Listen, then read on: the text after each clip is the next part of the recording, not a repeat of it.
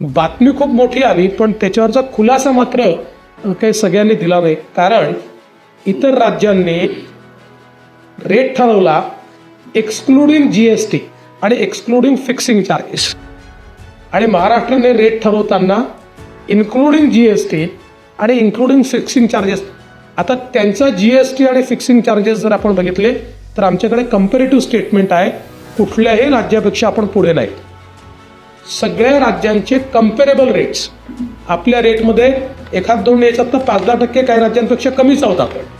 2 wheeler करता आंध्र प्रदेश 451 आहे, बिहार 451 आहे, गोवा 465 आहे, गुजरात 468 आहे, त्याच्यानंतर हरियाणा, हिमाचल प्रदेश, कर्नाटक 451 आहे, मध्य प्रदेश, मेघालय, NCT, दिल्ली 465, 468 आहेत, ओडिसा तर 506 आहे, छत्तीसगड, चंदीगड, UT पण 506 आहे, वेस्ट बेंगॉल 506 आहे, महाराष्ट्र 450 आहे.